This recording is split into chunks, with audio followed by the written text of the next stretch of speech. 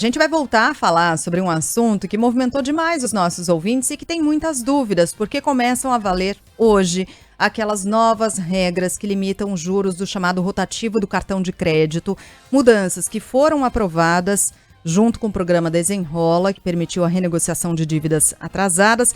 É uma nova lei que já está regulamentada, prevê que os juros não podem ultrapassar os 100% do valor original da dívida. A gente trabalhou aqui mais cedo com um exemplo.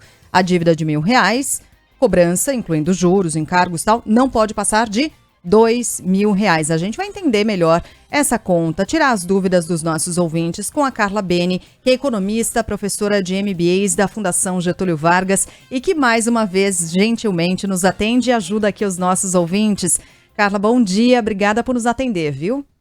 Bom dia, Sheila, bom dia, Luiz. É sempre um prazer estar aqui com vocês. Professora, duas dúvidas aqui que eu pesquei entre os nossos ouvintes que foram as mais frequentes. Isso é retroativo ou vale a partir do novo rotativo, a partir de agora? O que entra no rotativo a partir de agora? E qual é o prazo considerado? Ou seja, se eu pagar essa dívida daqui a 2 anos ou daqui a 10 anos, o máximo de juros é isso? 100% do valor da dívida original? Olha, o prazo, ele não é retroativo. O prazo começa hoje, dia 3. Então, se você entrou no rotativo ontem, a regra era de ontem, né? Nós estamos aí falando dos 430% ao ano de taxa aí do rotativo. Então, a partir de hoje, caso a pessoa entre no rotativo, né? Só explicando um pouquinho o que é essa história de entrar no rotativo. Quando você recebe a sua fatura do cartão de crédito, você tem ali uma opção na sua fatura que tem lá valor mínimo. Ou seja, se você quiser pagar o valor mínimo, inclusive esse descritivo vai ter que mudar, viu, Sheila? Vai ter que ser uma fatura mais transparente, as pessoas precisam entender a diferença entre o juro mensal do juro anual. O Brasil é praticamente um dos únicos países que coloca a taxa de juros ao mês, ele vai ter que começar, todos os lugares trabalham com a taxa de juro ao ano. Então, essa fatura ela precisa ser mais transparente, essa é uma das exigências. Mas quando você recebe a sua fatura, tem ali um valor mínimo. E muitas vezes aquilo induz ao erro, porque você acha que você pode pagar aquela fatura mínima, o valor mínimo, e está tudo bem. Quando você paga ali, você entra no tal do rotativo, que agora vai ter essa nova regra. Não existe um prazo. É importante entender o conceito. Nenhuma dívida pode passar o dobro do valor original. Então, pegando o seu exemplo, se você tem uma dívida de R$ 1.000, ela nunca pode ultrapassar R$ 2.000. Não existe um período de tempo para isso. O que as instituições vão fazer é começar a limitar o seu tempo de rotativo, justamente porque eles vão querer encolher esse tempo para que você aplique os tais dos 100% anuais de juros. Ah, então não dá, né, professora, para eu driblar o sistema, né? Tô Uhum. devendo 1.000, esses 1.000 viram 2.000, mas eu não pago. E deixo para pagar daqui a 20 eu anos. deixo, isso, daqui a 20 anos eu volto. Não, porque a partir de 90 dias seu nome já está no Serasa, né? Ah, Então, assim, o que você tem? É por isso que você não precisa colocar o intervalo de tempo. Você precisa fixar apenas a taxa de juros anual, que é, no caso, dobrar o valor original é atingir 100% de taxa de juros. tá. Que, aliás, esse é um princípio inglês, pegando aqui a última reportagem agora que eu estava assistindo antes de entrar com Ah, mas vocês. parece Ai, que tá dando tudo errado. tá cada vez mais down na High Society, tá viu, Camboja de- professora? Então, ô, professor, Não, mas calma, eles muita calma lá também. eles podem reduzir esse prazo até o paroxismo? Podem reduzir a um dia? Ah, Só que, de qualquer maneira, a taxa é 100% ao ano. Se ao você ano. trouxer para um dia, vai ter que ser o proporcional, entendeu? Proporcional. Ah. Existe uma coisa que é a periodicidade da taxa de juros.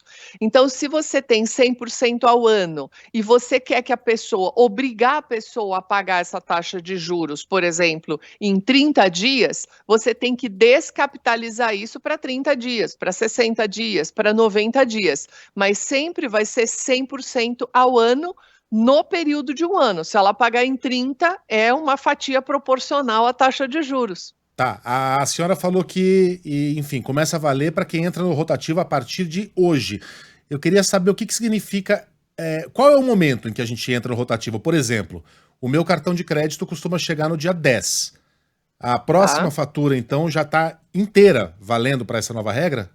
Sim, a próxima fatura já vai estar valendo. E se você não pagar a fatura integral e entrar no rotativo, você já vai estar dentro dessa nova regra e provavelmente, quando você receber a sua fatura nova, ela já vai ter que vir com um layout, com um desenho diferente, muito mais claro e mais transparente, com a taxa de juros cobrada, se tem alguma operação, algum imposto, algum IOF, se tem alguma outra taxa, algum outro custo que o banco está te cobrando para que você, ao pagar o valor mínimo, na verdade, você está dando um de acordo com outro tipo de financiamento.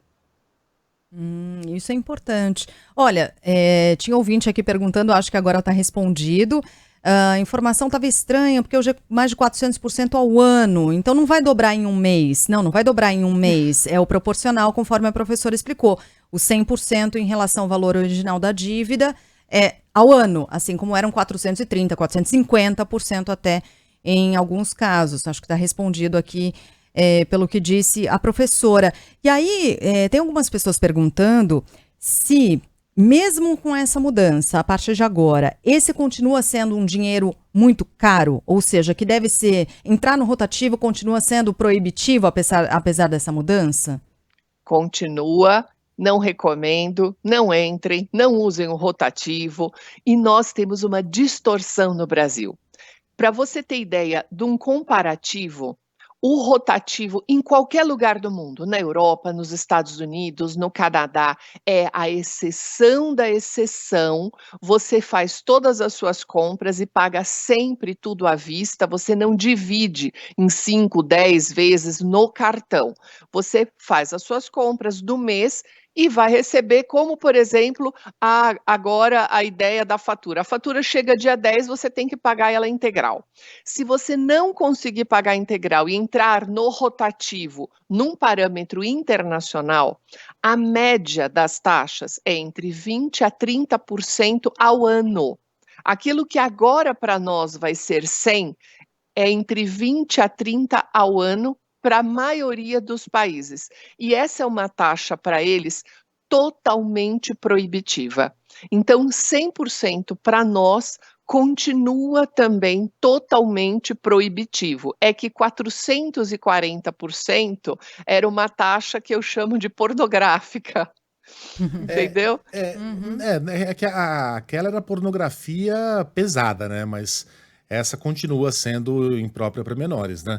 Eu até contava ontem pro nosso ouvinte, professora, que quando eu atrasei uma fatura de cartão de crédito quando eu morava fora do país, eu fiquei desesperado, porque era um mês em que eu havia equipado a casa, comprado móveis, enfim, gastado uma grana preta. Eu falei, pô, tô ferrado. E aí eu fui ver os juros que me cobraram, eles ficavam um pouquinho abaixo de 1%. E eu fiquei admirado de saber que aquilo existia em alguma parte do mundo, porque eu cresci nesse ambiente bancário brasileiro. Agora, há uma desvantagem, né? Quando você atrasa, ainda que seja em um dia, o pagamento lá fora, você fica com crédito ruim. Você vai ter juros muito desvantajosos na hora de comprar uma casa, na hora de comprar um carro, eventualmente. Então, é um sistema que funciona e incentiva a pessoa a pagar a sua conta em dia. Por que a gente não usa? Eu sei a resposta, mas por que a gente não usa esse sistema aqui no Brasil, professora? É provável que agora, você forçando isso para 100%, você acabe mudando algumas regras. Então, esse é um escalonamento de crédito que você está falando. Então, vamos supor que você entre uma vez no rotativo. Você vai pagar E se você paga em quanto tempo? Quantas vezes você vai dividir o rotativo? Se você entrar segunda vez no rotativo, que tipo de punições creditícias você pode vir a ter? Que é exatamente isso que aconteceu com você. Então, quanto mais você usa o financiamento e incorre na inadimplência, ou seja, no inadimplemento dessa conta, você começa a ter o teu ranking, né? As pessoas gostam da palavra score. Começa a ter o seu ranking reduzido, ou seja, até a hora que você acaba virando meio que um mal pagador. E aí, como você passa a apresentar risco, você vai ter um custo de crédito maior, digamos assim, até você voltar ao normal. Então, isso é possível que aconteça aqui no Brasil e que você comece a limitar justamente esse pagamento. Olha, você vai entrar no rotativo, mas você só pode dividir em 3 vezes. Você, em 90 dias, tem que estar com isso daí quitado. Então, é possível, Luiz, que a gente tenha agora algumas alterações aí, mais ou menos nesse segmento. Dúvidas aqui dos nossos ouvintes. Professora, a Fernanda escreveu para cá, minha fatura está atrasada, não paguei nada. Se eu pagar o mínimo, agora vale? Se você pagar o mínimo agora, vai entrar no 100%. Agora, é sempre importante observar o que o banco te informa, né? Porque como a fatura dela venceu num prazo lá atrás, que ela não pagou, pode ser que o banco coloque ela naquele patamar de juro lá atrás. Então, é importante sempre, por mais que a gente tenha uma regra nova que vai começar hoje, que ela se informe na instituição bancária dela e até eventualmente já solicite que ela entre na regra nova, por exemplo. Silvana escreveu para cá, ouvi ontem que somente as compras a partir de hoje equivalem. Se eu comprei no dia 30 do 12, não entra nessa nova regra, mesmo que a fatura feche em 10 de janeiro? Vai ser o fechamento, sim, vai ser o fechamento da fatura. Não é o dia que ela fez a compra, é o dia que fecha a fatura, né? Então, por isso que é muito importante. O cartão de crédito, ele tem um perigo. No passado, né, as pessoas mais jovens não sabem o que era isso, mas existia uma coisa chamada talão de cheques. E quando você terminava o seu talão de cheques, você ficava com aquele canhoto. E você olhava, ele era físico. Você olhava aquilo ali e via o que você tinha comprado. O cartão de crédito, você passa aquele plástico, digamos assim, e depois você corre para pagar. E aí que mora o problema, porque a grande maioria das pessoas, quando recebe a fatura, ela, num primeiro momento, acha, tem algum erro. Não, imagina, eu não comprei isso tudo. Olha a história da minha vida, olha a história da minha vida todo mês, que bonito ouvir isso. Em fartura, né? Olha isso, olha aí, Sheila. Aí você fala, não, o primeiro momento é o da negação. Há um erro aqui, não é possível. Eu não comprei isso. Foi algum espírito que me invadiu e fez com que eu tivesse comprado isso. Não foi possível. Então, é possível, é perfeitamente possível. Sim, você se desequilibrou financeiramente, jogou o cartão de plástico e depois saiu correndo para pagar. E essa é uma construção muito interessante para a gente poder conversar aqui, que foi uma invenção americana. Porque a construção histórica europeia, sempre qual foi o quê? O consumo depois da renda. Então, primeiro você consegue o dinheiro e depois você consome. O americano inverteu isto e ele, com o cartão de crédito, ele criou o consumo antes da renda. Então, essa é uma construção que foi contaminada no mundo inteiro. E no Brasil, nós temos a problemática de usar um modo de financiamento que era para ser excepcional para o dia a dia. Então, nós estamos com um contexto completamente deturpado da origem dessa estrutura de financiamento que parte do pressuposto que você precisa de disciplina financeira. Aliás, os americanos, eles inventam cada coisa. Refinanciamento de imóveis. Você vai lá e compra um imóvel. Você tem aquela segurança, você tem um bocadinho de terra que é seu. Aí eles falam, escuta, que tal refinanciar isso aí? Eu te dou uma grana, mas se você não pagar, eu tomo essa casa que já era sua. enfim, é um perigo, Tudo gente. É perigoso, um né, perigo, gente? um perigo. Bom, é o que nos levou, né, à crise de 2008, mas isso é assunto para outro dia. É. Professora, 100% ao ano, para a gente determinar, eu não tenho uma calculadora 12C aqui, mas para determinar quanto dá por mês não é dividir por 12, né? Caso contrário seria... Não é dividir por 12, mas você, se quiser fazer para um raciocínio linear simples, pode dividir 100 por 12, vai dar mais ou menos aquele valor por mês. 8 por mês. Entendeu? Mais ou menos. Isso, Mais vai ou dar mais ou menos. menos 8 por mês. Então, o juro linear não é o que a gente aplica no Brasil. Aliás, esse é outro parênteses, até daria um outro assunto interessante. Por isso que no Brasil você tem o financiamento sai muito caro, porque a gente deveria trabalhar com juro linear, porque o juro composto, ele facilita quem aplica no mercado financeiro, porque você ganha muito mais do que deveria, e para quem precisa de financiamento, você paga muito mais do que poderia. Então, essa é uma construção interessante. Mas para um raciocínio simples, para você pensar fácil, pega o 100%, divide por 12 meses, você vai ter mais ou menos a taxa ao mês que você vai pagar. Coloca aí um pouquinho acima, porque pode ter um IOF, uma taxa do banco, alguma coisa, mas isso como linha de raciocínio funciona muito bem. Boa. O Anderson é um dos que escrevem para cá com a mesma pergunta de outros ouvintes. Sobre a taxa rotativa, acontece o mesmo no caso de parcelamento acima do valor mínimo do cartão?